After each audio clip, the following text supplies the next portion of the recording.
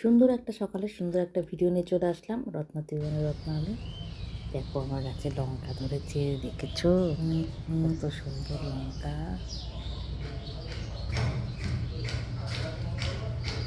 আজকে এত সুন্দর একটা রৌদ্রোজ্জ্বল দিন, না শেয়ার করে পারলাম না। বাইরেটা দেখো কত সুন্দর লাগছে, আর থেকে থেকে পাখির আওয়াজ।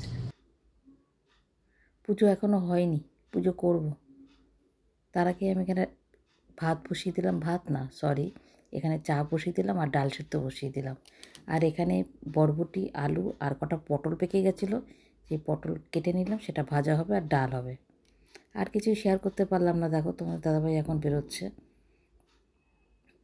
শরীরটা আমার খুব একটা ভালো না, শরীরটাও ভালো না, মনটাও ভালো না, যার জন্য ভিডিওটা আমি আজকে ঠিক মতন করতে পারলাম না।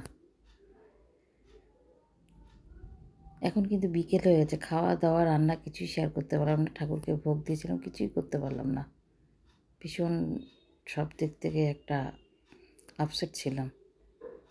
সে যাই হোক, তোমার দাদাভাই বেরোলো। বেরোনোর পর আমি ঘরে আসার আগে আমি আওয়াজে, বকম বকম আওয়াজে আমার চোখটা চলে গেল। ভাবলাম তোমাদের সাথে একটু শেয়ার করি। দেখো, তোমাদের সাথে শেয়ার করলাম। দেখো, এগুলো না ধরে রাখতে পারি বলো? সঙ্গে সঙ্গে আমার ক্যামেরাটা চলে গেল সেই দিকেই।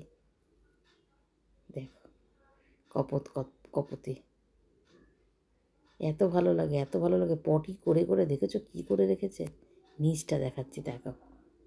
ব্যাকলাইটটা অফ করে দিলাম, এই দেখো কী অবস্থা করেছে। তাহলে ভিডিওটা আজকের মতন এখানেই শেষ করলাম। ছোট্ট ভিডিও, সবাই পুরোটা দেখো, কেউ স্কিপ করো না। আজকের মতন এখানে রাখলাম, টাটা। মন ভরে দেখো পায়রা।